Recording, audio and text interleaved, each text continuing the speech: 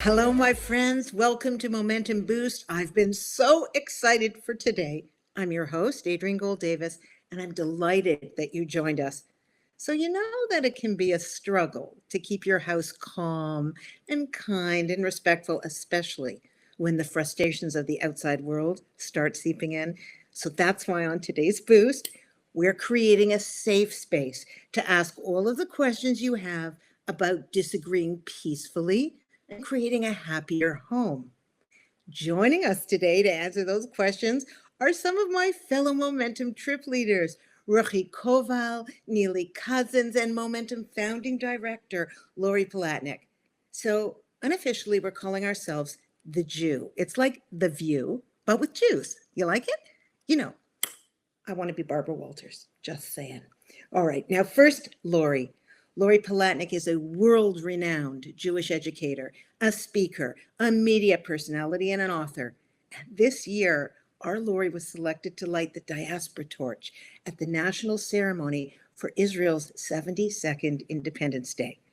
And Ruchi Koval is an incredible motivational speaker. She also mentors educators and self-development groups. She's also the author of the tremendous book, Conversations with God. And she serves as the associate director at Congregation JFX, which she also co-founded. And Nili Couzens, well, she's the founding director of Jewish Life Seminars. She's an international Jewish educator. She's a motivational speaker, and for almost 2 decades, Nili has been inspiring audiences around the world, and we're from all different parts of the world. They'll tell you in a minute. Welcome, my friends. Thanks, Adrienne. This is fun. Adrienne, Neely, Ruchi. Hey guys, how are I you? miss you. Guys, hi, Jew crew. Let's be We're the kind Jew of like crew. the City Bunch. We always wanted to do that. You know, My favorite ladies. My favorite ladies. I know. Maybe one day they'll give us a wardrobe budget like they get. That would be a lot of fun. I like that. Okay, but Adrienne, you can't be Barbara Walters. She retired from the show, so I can be Wait. anyone I want to be. Lori there's Palatnik. no retiring yet. There's no retiring. Okay. That's what you're saying. Okay, Yeah. still, I can be anyone I want to be. All You right, can do girls. it. We want you. We don't want. We just want you. Ladies and gentlemen who are watching this right now, if you can create Shalom Bias or peace in the home between these 4 chicks, then I think we can have world peace. That's all I have to say. Let's Well begin. said. I love these women. They're fabulous and they have so much to share. So what I'm going to do is I'm going to begin by a sort of framing position. The expression Shalom Bias, or in English, Shalom Bias, means peace in the house. So by definition, of course, all definitions are different.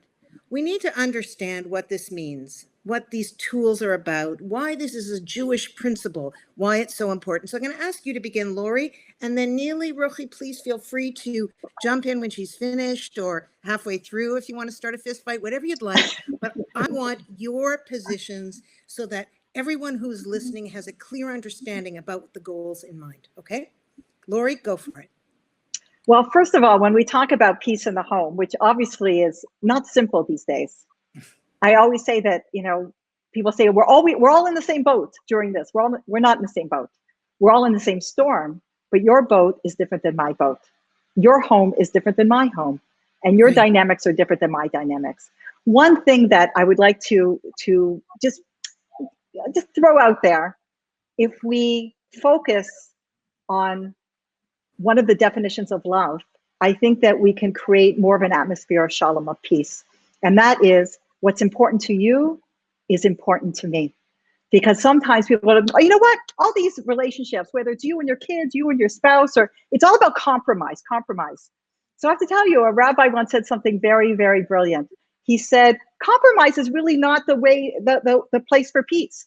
Like you want to go to Bermuda for a vacation, and your husband wants to go skiing.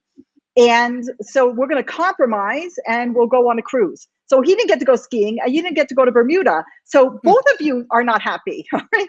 So what's important to you is important to me. And I'm willing to give of myself, and I'm willing to put aside what I particularly want right now, because I'm here to make you happy. And then that is contagious in a home. Unless, God forbid, there is abuse or something highly dysfunctional, that when you're thinking of others and you're other-centered, what's important to you is important to me, that can create an atmosphere where there can be shalom. But Lori, don't you think that compromise is sometimes about meeting in the middle? Don't you think there's a place for that? So I do want to say, Ruchi, when I heard this from the rabbi, I immediately felt the same way as you. And then I thought about it. I was like, you know what? If we compromise, both of us are not happy. Both of us didn't get what we want. Do you hear how powerful it is to say, you know what? Okay, we're going to do it your way. And you're going to be very happy. And I'm going to be happy because I made you happy. What's important to you is important to me. So there are times where a compromise can work as in a small thing. But when it comes to, we have to move from goals or positions to interests. And I think that Jody spoke about it on Monday on our boost, which is something really to watch. And there is a book, she didn't reference this book, but it's my husband's favorite book. It's really on negotiation. It's called Getting to Yes. And one of the main principles of the book is to go from positions to interests. Like I want to go someplace warm weather. I want to see my family. So instead of positions, it's like, well, why do you want to see your family? You know what? I really feel like my mother, she's going through a really hard time. And I just think that even if we went for a little bit, and why do you want to go to warm weather? Because Can I jump in? Yeah, because I don't think compromise, yes, compromise, not compromise. I don't think that's like how you define Shalom Bias. The question is, how do you define Shalom Bias in a way that everybody can get on board with the same goals? So we could talk about compromise. That's a nice tool, but it's not a definition. If you look at the word Shalom Bayit, so Shalom is Shalem, which means whole. And when people feel whole, when you can talk about how compromise plays into that, which would be interesting. When people feel whole, they feel seen. I feel like I can bring my whole self into my home, into my family. That's one key ingredient.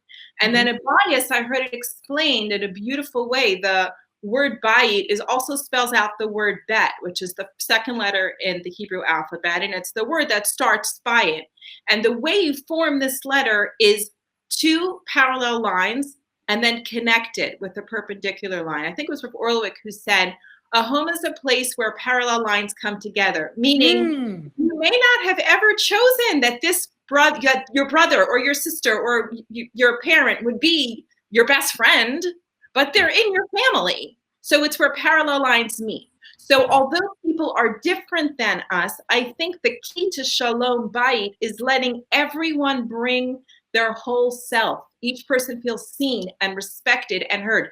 Maybe you compromise, maybe you don't. That's a great tool and I think an interesting discussion. But I think the key to Shalom Bias that everyone can get behind is I want to feel seen and heard, and I want you to feel seen and heard. And then we can all get behind that. Does that make sense? It does. I love what you're saying, Nili. The question is, I think what we're hearing, and I think a lot of us posted on our Facebook pages and our social media that we were going to do this boost, and you saw some of the reaction and some of the questions that people were saying. And part of it is like these parallel lines. I think people aren't feeling like that. Like we definitely have to work, and we should give tools on how to connect. They're like the lines are like this. Like it's interesting. It's interesting you say that, Lori, because I think a lot of the questions that were posted were like, okay, yes, we should have peace, but what if this? And what if that? And what if that? Then how can we have peace? And I think, again, if like Nili said, we're looking for a global definition, I think we do have to take the word Shalom Bayit. And as Nili said, Shalom, peace, right? Which is one of the most core Jewish values. Like if you know one Jewish word, it's shalom, right? Like a stranger will see me at the grocery store and my son is wearing a kippah and they'll be like, shalom, right? Shalom. Like, that's how they're gonna bagel me because that's Jewish, right? But it does come from the word shalem, which means wholeness. And we don't use the word wholeness unless there is potential for fracture. You don't look at like an apple and say, oh, look, it's whole. You only say it's whole if you thought it wasn't whole. You say like a puzzle is whole because it has so many little pieces that have come together. So peace is only meaningful and significant where there's potential for fracture, where there are two different people with two different opinions, where they do seem like two ships crossing in the night. You're different politically, you're different religiously, your genders make you so different, whatever. I remember one time I went on vacation with my daughter, who's literally a shrinky dink of me. And that's only 1 out of 7 kids, by the way, the rest are not. at all. And I was like, this vacation is too easy. We literally want to do everything at the same time. We eat the same things. We get up at the same time. We line up our shoes at night the same way. I'm like, this is not called peace. I mean, it's fun, but this is not called creating peace. Okay, ladies, I'm going to stop you for a minute because this is a rich conversation and I think we've defined it in a way that's satisfactory for everybody. Now let's go into the nitty-gritty of this. There were so many questions and we can't get to all of them.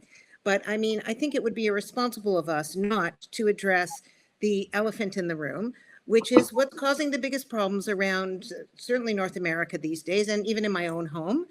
And that is, how do you create peace in the home where there are deep, stark political divisions, and not just in the nuclear home, but also beyond? I have received messages from people who say they can barely speak to their parents because of their position, that they can't look at their kids because of what they think. And I think it's a bigger issue. I do think that the political, the times we're living in have created a sort of moral line in the sand that everybody is standing on one side or the other.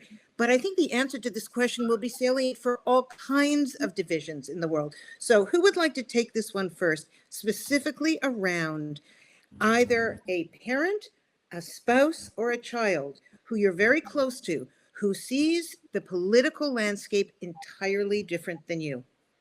I mean, I'm happy this, so Lori, you want to go?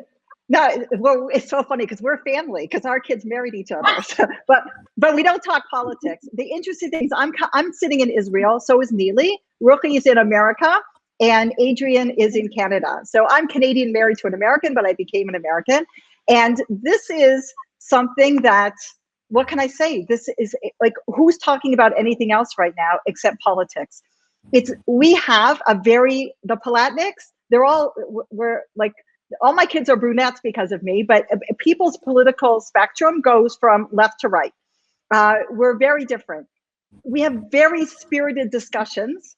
And in Israel, I want to say, like, people don't understand how complex Israel is. I said, you know how in America, it's a classic saying, there's two things you should never talk to friends about: politics and religion. And in Israel, that's all you talk about all the time. So Israelis are saying to America, now you know how we feel all the time. And in Israel, every year there's another election. Literally, they're calling, we just had 3 in a row quickly. Okay. And now they're saying in the spring, there'll be another one. All right. So politics and religion are very intense. So how do you make it work in Israel so that we could teach America what to do? To focus, we're one family. We're in this together. Prime ministers come and go, presidents come and go, elections come and go, but we are a family, and we have to focus on what unites us and not what divides us, which is one of the founding principles of momentum, by the way. Okay, I want to stop you for a minute. I think you're absolutely right, but I also know that one of the things that people are writing is that even though these people are my family, or if they're my friends, I cannot tolerate their position and therefore have to consider severing the relationship. Now, some people say, sever family relationships, but people do. Ruchi, what say you? People do. Ruchi, go for it. I think that what's going on in this election that I have not seen in the past is that people are defining their loved ones by how they're voting on this election. And they are attributing, and they feel extremely morally justified. They know they're doing it, and they feel that it's a mitzvah to do it. And that is what is destroying homes. And I think that one of the most important things that we have to do is take a gigantic step backwards and say, why do I love this person? And if you have to make a literal list, make it. And then try to tell yourself, and you might have to brainwash yourself, the way they vote is just one piece of who they are, and probably not the most important. If you cannot run that into your head, you will not have a relationship with that person. And if that's a gamble and a risk you want to take for the rest of your life, to sever a relationship over an election, kol hakavod, go for it. But you can disagree and you can vote differently. Lori, but that's not my the words you use. But the words you use. I saw somebody post on Facebook today about something very pro one side. And literally one of her Facebook friends says, if you feel this way, you're a disgusting pig, and I am going, and I'm not your friend anymore. And the next person was like, why do you have to say Lori, it that way? No, Lori, you're right that the tenor of the conversation has become abhorrent, but that's not even what I'm talking about. The reason the conversation has become so abrasive is because people are like, if you're voting for X, it means that you are an untenable human being. That's the mentality. So we know this. I think by definition, we're pretty clear. Nili, what are your suggestions about living with it? Can I just jump in for 1 second? This has always been a real trigger for me. When people are like all into global peace, but they can't get along with their sister. You know, it's like the only way that you can ever talk about tolerance is if you can be tolerant. And like Ruchi just said so beautifully, tolerance doesn't even apply if the person agrees with you. Right. Tolerance only applies if they don't. So if you're having all of these battles over politics, guess what? You're not being. I'm not making a judgment on any person as a whole because I don't know. I'm not saying that. But we have to notice to preach about tolerance to other people when we can't tolerate someone that we know we love because they think differently than us. Like, we got to check ourselves. We have to look in the mirror. So like, ladies, hold on a second. We just got a question that came through and I think it's salient to this. So let's take it in so that we don't ignore everybody's. Could you please talk a little bit, she writes, about how we as mothers can help address conflicts between our children and our husbands, their fathers, without undermining our husbands. Interesting. When we disagree with how our husbands are handling situations around discipline, decision-making, etc. And so now we're done with politics. Totally different topic now. Yes, are we leaving politics? Can I say one thing before we leave? No, you have to wait. Something from the Torah. The Torah says in the book of Isaiah, it says, come, at the beginning of the book of Isaiah, come, let us reason together. And the rabbis teach that it says men of goodwill, people of goodwill who sit down together can come to a common conclusion. What is the most important part of that? Goodwill. People of goodwill. You have to bring your best, you left your best part of you aside, no matter what you're dealing with, in whatever whether it's politics or it's vacation or fill in the blank. Okay, I hear what you're saying, and I think you're absolutely right. And I don't think that the question that this woman is asking is that different from the political thing.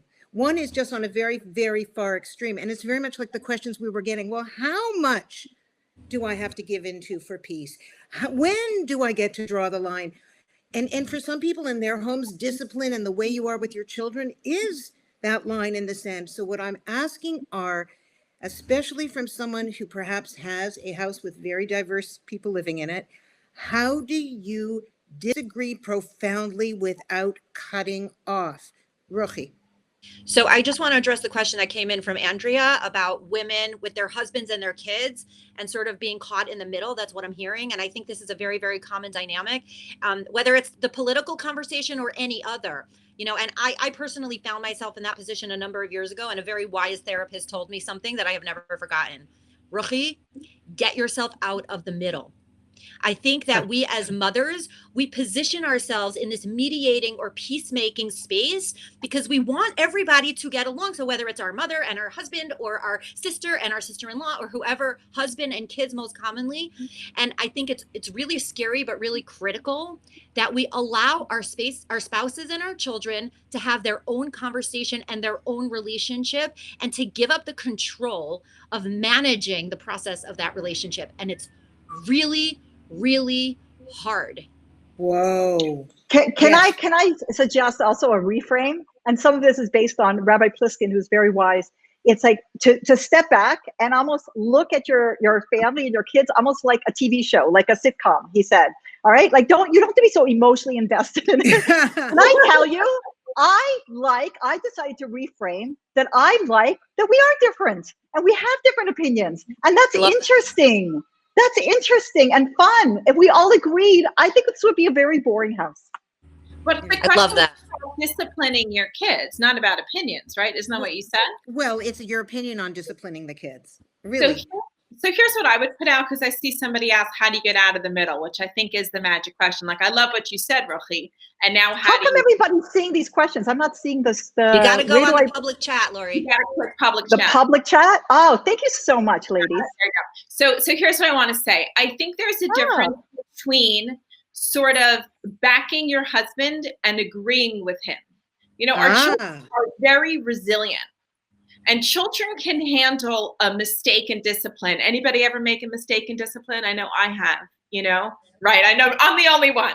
So they can handle that. What is much more damaging is when the parents start arguing in front of the kids. And, you know, it's possible to say, like, you got to do what your father said. I don't know. Ask your father. If your father said you're grounded, go speak to your father. You know, like, if you, that way you're with the child.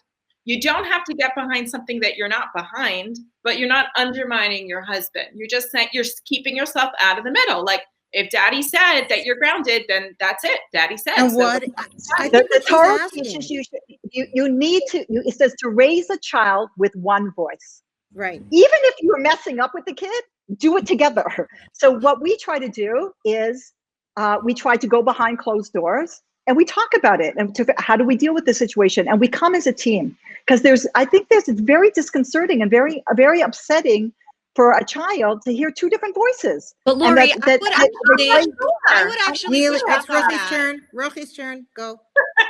Because honestly, we did that for like the first, 20 years. Okay. And I do think it was a mistake. I think it is actually far more important for kids to see what happens when mom and dad don't agree. How do they discuss that with each other? Is it an argument or is it a disagreement? If it is an argument, do they apologize to each other afterwards? I think kids have to see constructive conflict. Ruchi, I agree. Ruchi, I totally agree with you, but not when it's about the kids. I agree with you. Oh, Lori, we disagree about things. But when we're talking about raising the kids, I just feel like the kid is sitting there and the parents are discussing about what to do with that kid. Like a presidential debate. Time out, ladies, time out. I'm going to use the clock in a second. All right, I'm moderating this. First Ruchi, then Nili. She was in the middle of a statement, then Nili, then back to Lori. Go. Adrienne, you should moderate the next presidential debate. In any event, what I was going to say is that I have had situations, and I think my husband is watching this, so I love you, honey. But sometimes the kids will come to me and say, can you believe that dad said this and did this, right? And I'll validate them. I'll say, I'm sorry. I know that really hurts. I appreciate that, you're chafing against that, but that's something you really need to talk to your father about. And if you want, I could give you strategies and tips for how to bring that up with him, right? I'm not going to bash him to them, and I'm not going to be the mediator. But I'm supporting my child, and they know I don't agree, but I feel that I'm doing it peacefully. Right. Nili, just a second. Nili, hold on. When you answer this, and I want you to, can you comment also on some strategies that would affect a blended family? You mean like if there's like a stepfather, stepmother, and yeah. I think that there is a validity and a reality to two parents seeing an issue differently. I don't think it's damaging for children to know mom's okay with, let's play screen time, okay? Mom's okay with 7 hours of screen time, and dad really thinks it should be 10 minutes and go outside and play. So they'll just learn to always ask mom. Perfect. They will, and that's okay. Like, my kids know, ask daddy for money because mommy's much more cheap. Oh, my family too. Yeah. My husband is such an easy touch. Totally, right? So they know, they're not stupid. They live with you. They know you disagree. So I think having one voice could sometimes seem inauthentic, maybe especially in a blended family where, like, I know my kids and he knows his kid, like there's a lot more going on. But that respect that Ruchi was just talking about, Ruchi's on top of me, the respect of, if that's what your father said, then I'm not going to go against that. Whether I agree or I don't agree, he's a parent just like me. And if you want to talk to him, go talk to him. So there's two voices, but there's total respect and no undermining. I guess I'm thinking about heavy stuff. Like when your kid really messes up or something heavy is happening. Lori. So am I. No, I'm hold talking on. about big I'm not issues. talking about screen time. I'm talking about heavy things. Yeah. I think it's really important that I just think it's so. I'm not going to give you examples because, like, I'm just thinking about personal examples where there were times where my husband and I really have to sit down and I have to hear his point of view and he has to hear my point of view. And then we talk about how as a team, we're going to navigate our children through this. And I think it's important. Of course that's important. But if I think we're talking about if you're arguing about something with the kids, of course, behind closed doors, talk to your spouse and figure it out. Of course. And I'm going to ask a direct question now. Okay. We're going to agree to disagree. Yeah. I'm going to ask a more direct question vis-a-vis this, just to spin back to the politics in this.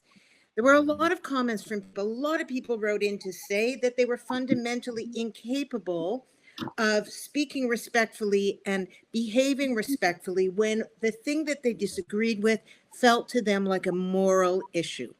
What I find interesting is that the conversation about morality is a fairly new one in most families that are, secular and that are not like talking about this kind of thing all the time. How do we prevent our desire to be authentic to what we morally believe is right? How do we speak our piece and allow for the humanity and the dignity of a person who we disagree with? What are some of the techniques the three of you use when you, and not just saying with your eyes, well, okay, well, agree to disagree, which is, my way. How do you, in your household, Ruchi, for example, when you and your husband are on fundamentally different sides, when you and one of your children see the world from a completely different perspective, what kind of phrases do you use to diffuse the heat in the moment? Are you talking about self-talk or what you say to that person? I think both. And I'd like you, all three of you, to share some of your self-talk and some of your strategies in terms of your lines. Okay. So in terms of my self-talk, it's like, remember this person is bigger than this issue. Remember that remember that families getting along is just as moral as communities getting along. In fact, communities cannot get along if families are being destroyed, right? That's my self-talk. The strength of the family is the foundation of the strength of the community, which is the strength of the global community. Okay. So just remembering that. Remember what you love about this person. Remember what you love. You don't have to say everything that you think. Some people think that in a relationship, you have to say everything because the person has to know you and the person has to know how you feel. And you have this responsibility to be on your soapbox and teach the world. That's not true. Staying silent is also a moral character trait. Mm-hmm. And so I'm not for keeping secrets in a relationship, but neither am I for saying every single thing you think.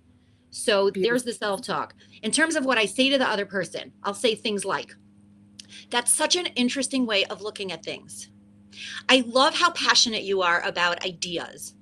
One thing I love about our relationship is that we can talk about stuff like this.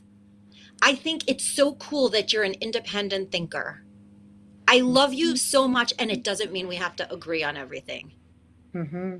Okay, excellent. Lori, your turn. I want to agree very much with what Ruchi said.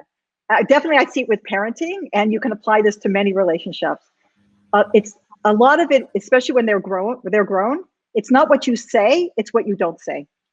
And when you don't say, it doesn't mean that you're lessening yourself. It's very empowering, especially when they're pushing your buttons, to hold back and to not say.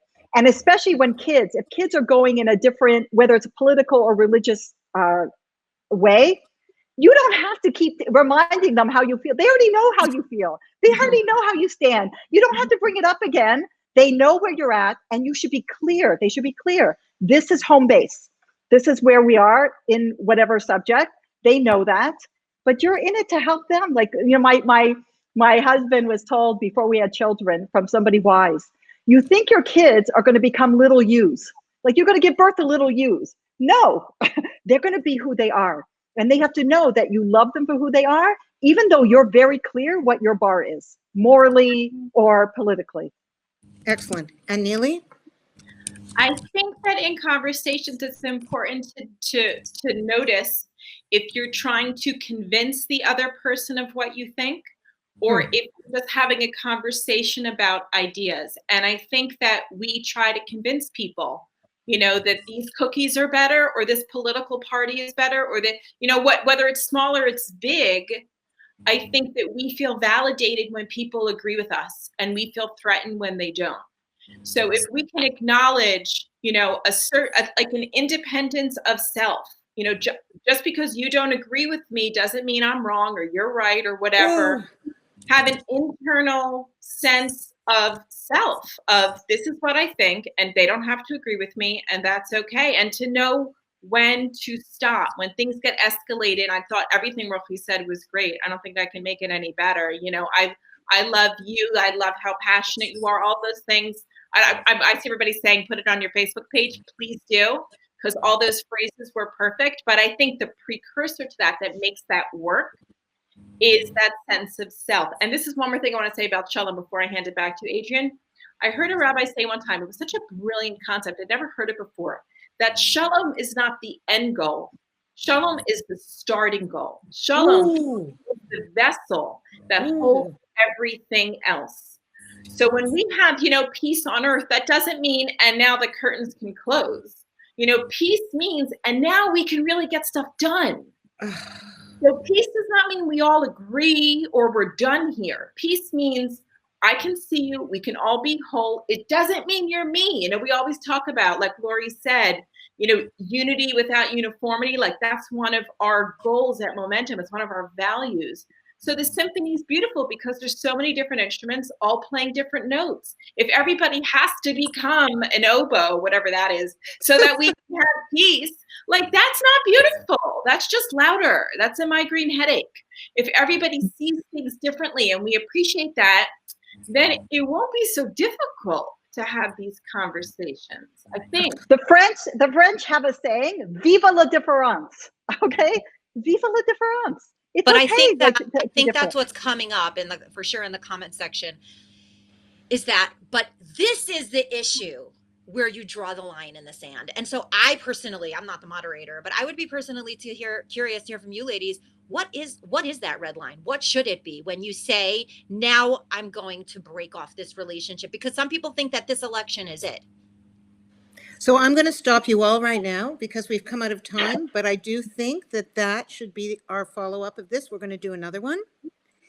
How do you navigate the line in the sand? And one of the reasons I didn't use that question, which came through a lot, is because it's personal and specific to every situation. No one gets to decide for anyone else where that line is. And once you decide to make a line, you need to confer with others who are wiser and have a bigger picture and are able to stay subjectively or objective to your subjective. So I'm going to have to stop us now. I can't tell you to say about what you just said, but I'm just gonna. Yes, me too. Oh my gosh, I'm bursting. I'm like, I'm sitting on my hands. Before you let them go with hanging with that, there's a difference between, because the election is about to happen. There's a different line to a Facebook friend who you don't even know who they are, to your kid or to your spouse or to your mother. They're very different lines. 100%. And that is, I think, a good place to stop. But that's, again, as I said, why it's such a personal and subjective thing. So Lori, Ruchi, and Nili, thank you for joining me today on The Jew. The Jew View. You were great, Adrienne. You were very good with us. We're not easy. We're very spirited. You know what we need? We're going to book lots more of these because we just scratched the surface. Yeah. But the conversation, even in and of itself, has been enlightening.